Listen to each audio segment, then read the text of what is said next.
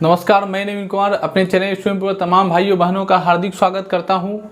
आप सभी को मैं एक इन्फॉर्मेशन बता देता हूं जो आप सभी के लिए इम्पोर्टेंट भी है कि मैं आप सभी के लिए साइंस का क्लास 10th के ऑब्जेक्टिव सेशन को भी बाई चैप्टर आप सभी के सामने अब लाऊंगा।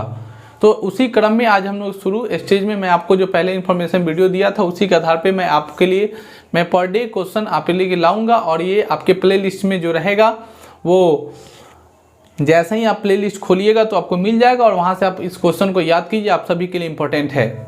बिना समय गंवाए हुए हम लोग शुरू करते हैं ऑब्जेक्टिव पे। और ये पहला चैप्टर है जिस चैप्टर का नाम है, ये बायोलॉजी सब्जेक्ट का है और बायोलॉजी सब्जेक्ट में सबसे पहला जो चैप्टर है उसका नाम है जैव प्रक्रम पोषण। और हम लोग जो कर रहे हैं जितना सारा ऑब्जेक्टिव वो जैव प्रक्रम पोषण से ही कर रहे हैं। तो जैव प्रक्रम पोषण के अंतर्गत कौन कौन से ऑब्जेक्टिव हो सकते हैं वो आपके सामने इस प्रकार है। सबसे पहला सवाल कहता है पत्तियों का रंग हरा क्यों होता है। पत्तियों का रंग हरा होता है क्लोरोफिल के कारण, क्योंकि क्लोरोफिल एक प्रकार का लवक होता है। जैसा कि आप सभी को पढ़ा है, लवक मुख्यतः 3 तरह के होते हैं, वर्णी लवक, अवर्णी लवक और हरित लवक। उसी हरित लवक या क्लोरोफिल के कारण पत्तियों का रंग हरा होता है। क्लोरोफिल में मैग्नीशियम नामक तत्व पाया जाता है जो प्रकाश संश्लेषण की क्रिया में बहुत ज़्यादा सहायक होती है। कुछ इंपॉर्टेंट बात जो मैंने इससे किया कि क्लोरोफिल में कौन सा तत्व पाया जाता है, तो क्लोरोफिल में कौन सा तत्व पाया जाता है, मैग्नीशियम Mg पाया जाता है जिसका एटॉमिक नंबर 12 होता है। अगला सवाल, अमीबा में कौन सा पोषण पाया जाता है। अमीबा में पोषण की जो विधि है मुख्यतः वह ऐसा कह सकते हैं प्राणी संपोषी जीव है। प्राणी संपोषी जीव कहने का मतलब ऐसा जीव जो भोजन के लिए सूक्ष्म जीवों पर निर्भर करते हैं, भोजन के रूप में ऐसे सूक्ष्म पदार्थ को लेते हैं जिसे हम अपनी नंगी आंखों से नहीं देख सकते। जैसे अमीबा का मुख्य वजन छोटा छोटा डायटम है। तो अमीबा कौन सा जीव पाया जाता है, अमीबा में कौन सा पोषण पाया जाता है, तो प्राणी ऐसा सवाल पूछा अमीबा कैसा जीव है, तो एक कोशिकीय जीव है। अमीबा में किस प्रकार का पोषण पाया जाता है, तो प्राणी संपोषण पोषण। अगला है क्लोरोप्लास्ट में क्या पाया जाता है, तो क्लोरोप्लास्ट में आपको बता दें क्लोरोप्लास्ट को अंग्रेजी में कहते हैं क्लोरोप्लास्ट, हिंदी में कहते हैं क्लोरोफिल। उसमें जो वर्णक पाया जाता है वो क्लोरोफिल वर्णक होता है। यह क्लोरोफिल वर्णक जो होता है वही क्लोरोफिल वर्णक आप सभी के लिए पत्तियों को हरा रंग करने का कार्यक्रम करता है। ये मेनली कह सकते हैं कि 1 नंबर और 3 नंबर सवाल लगभग सेम है। अगला सवाल है मुख गुहा का पिछला भाग क्या कहलाता है। ये आपका मुंह है, मुख गुहा का मतलब मुंह, और मुंह जहाँ से भोजन की पाचन क्रिया आरंभ होती है। तो पहला सवाल, भोजन की पाचन क्रिया कहाँ से शुरू होती है, तो मुख से शुरू होता है और मुख से शुरू होने के बाद मल द्वार तक खत्म होती है। इस मुख के अगले भाग को, मुख गुहा के अगले भाग को, पिछले भाग को ग्रसनी कहते हैं। इसके जस्ट आगे बढ़ेंगे तो ग्रसनी आ जाएगा। ठीक बात। अगला सवाल है मुख गुहा कार्डियक तथा पायलोरिक बीच के भाग को क्या कहते हैं। सबसे पहले कार्डियक और पायरोलिक भाग क्या है। अमाशय के मुख्यतः 3 भागों में बांटा गया है। अमाशय मुख्यतः 3 भागों में बांटा गया है। उसमें से पहला भाग जो है उसका नाम है कार्डियक, दूसरा भाग का नाम होता है फुंडिक और सबसे अंतिम वाले भाग का नाम होता है पायरोलिक।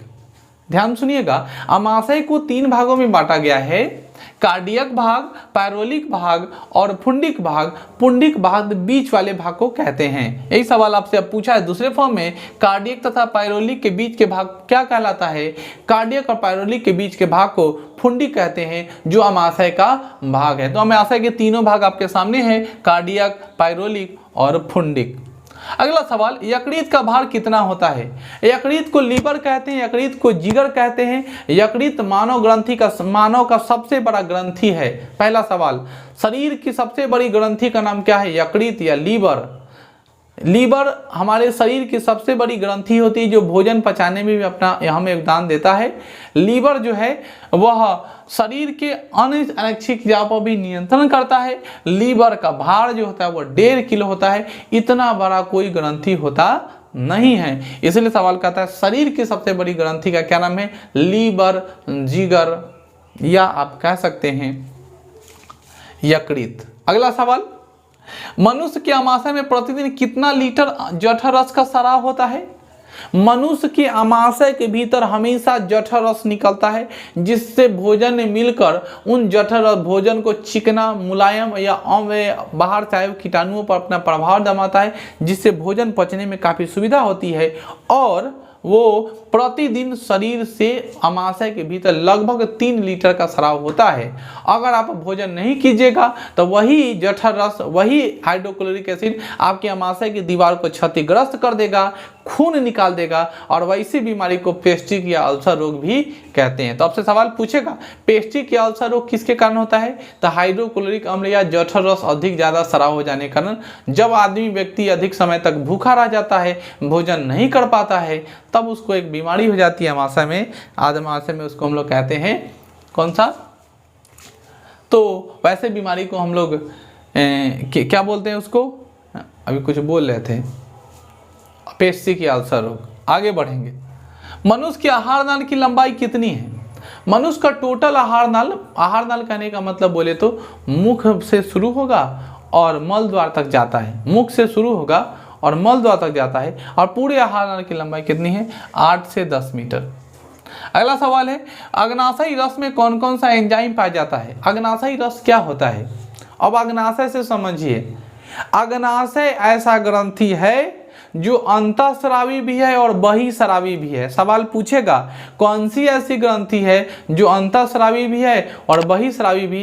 तो अंतःस्रावी और बहिःस्रावी दोनों ग्रंथि जिसका नाम है अग्नाशय। और अग्नाशय में पाए जाने वाले एंजाइम का नाम है ट्रिप्सिन, इमाइलेज, लाइपेज और न्यूक्लियंस। ट्रिप्सिन, इमाइलेज, लाइपेज और न्यूक्लियंस, ये चारों एंजाइम किसमें पाए जाते हैं? अग्नाशय में। मैं उसी अग्नाशयी रस के बारे में कह रहा था जिससे अग्नाशयी रस निकलता है। अग्नाशय के बारे में जानिए, इंपॉर्टेंट सवाल है। अग्नाशय अंतःस्रावी और बहिःस्रावी दोनों ग्रंथि होती है। इसके बाद अब अगला पढ़ेंगे गैस्ट्रिक लाइपेज वसा को किस अम्ल में बदलता है? अग्नाशय में पाए जाने वाले लाइपेज वसीय अम्ल एंजाइम वसा को ग्लिसरॉल में बदल देता है। ये इंपॉर्टेंट बात, लाइपेज एंजाइम वसा को ग्लिसरॉल में बदल देता है जिससे वसा का पाचन होता है। तो वसा को पचाने के लिए कौन एंजाइम कारक है? Lipase enzyme. लाइपेज किसमें बदलता है? किसमें बदलता है? ग्लिसरॉल में। अगला सवाल छोटी आंत के कितने भाग हैं? तो छोटी आंत के 3 भाग हैं। छोटी आंत के कितने भाग हैं? 3 भाग है। छोटी आंत के 3 भाग है। अगला सवाल जठर रस में कौन कौन सा अम्ल पाया जाता है? जठर रस में कौन कौन सा अम्ल पाया जाता है? तो जठर रस में पाया जाने वाला अम्ल जो होता है हाइड्रोक्लोरिक अम्ल, HCl हाइड्रोक्लोरिक अम्ल, दूसरा है म्यूकस तथा पेप्सिनोज। ये तीनों हाइड्रोक्लोरिक अम्ल, पेप्सिनोज और म्यूकस, ये तीनों जो होते हैं वो किसमें पाए जाते हैं? जठर रस में पाया जाता है। पौधे में एक प्रकार की रचना पाई जाती है, वह क्या कहलाता है? पौधों में एक विशेष प्रकार की रचना होती है। पौधों में एक विशेष प्रकार की रचना होती है जिस रचना को हम लोग बोलते हैं पर्णहरित या क्लोरोफिल। अगला मनुष्य के आहार नाल को किन किन भागों में विभाजित किया गया है? मनुष्य के आहार नाल में कौन कौन सा चीज पाया जाता है? तो देखो मैं सीधा बात बताता हूँ। मनुष्य का जो भोजन पचता है उसमें शुरू होता है मुंह से, मुंह के बाद अगला आएगा ग्रहणी, ग्रास नली कहते हैं, उसके बाद अमाशय होगा, उसके बाद छोटी आंत होगा तथा बड़ी आंत मल द्वार तक जाकर के खत्म है। मुंह से शुरू होगा, मल द्वार तक खत्म हो जाता है। बीच में लार का भी महत्वपूर्ण योगदान है, तो आप लार भी लिख सकते हैं। अगला सवाल है प्रकाश संश्लेषण का रासायनिक समीकरण लिखें। प्रकाश संश्लेषण की रासायनिक समीकरण क्या होगी? प्रकाश संश्लेषण का जब रासायनिक समीकरण लिखेंगे तो 6CO2 मतलब कार्बन डाइऑक्साइड, 12H2O मतलब वाटर आपस में अभिक्रिया करेगी क्लोरोफिल और प्रकाश की अभिक्रिया में, तो देगा C6H12O6 मतलब ग्लूकोज, 6O2 मतलब ऑक्सीजन और वाटर मॉइस्चर के रूप में बैठ जाएगा। एक बार याद रखिए प्रकाश संश्लेषण अभिक्रिया होती है 6CO2 प्लस 12H2O, प्रकाश रहेगा, क्लोरोफिल रहेगा, C6H12O6 plus 6CO2 plus 6H2O। Explanation मैं इन सारे क्वेश्चन का कर दिया। इंपॉर्टेंट जो क्वेश्चन है, इंपॉर्टेंट जो टॉपिक है जिससे ऑब्जेक्टिव क्वेश्चन बन सकता है, उनमें टॉपिक को पढ़ाऊंगा और इसी तरह एक्सप्लेन करता रहूंगा। पर डे आप सभी को मिलता रहेगा कौन सा? आप सभी को साइंस का ऑब्जेक्टिव मिलेगा। तो आज से मैथ, साइंस और संस्कृत पर कमांड करना शुरू कर दीजिए, क्योंकि आपके साथ नवीन कुमार हैं। और अगर आप याद रखिए, मैं आपके साथ जितना मेहनत कर रहा हूं, आप उतने लगन से मेहनत में लग जाइए। और अगर मेरे चैनल पे नए हो तो सब्सक्राइब करना मत भूलिए, वीडियो को शेयर करना मत भूलिए। जय हिंद, जय भारत। अगर आपको किस चीज़ का डिमांडिंग वीडियो रहता है तो प्लीज़ आप कमेंट में बता सकते हैं कि सर इस टॉपिक को आप समझाइए, मेरे लिए बहुत कारगर होगा। थैंक यू, मिलते हैं नेक्स्ट वीडियो में, तब तक के लिए धन्यवाद।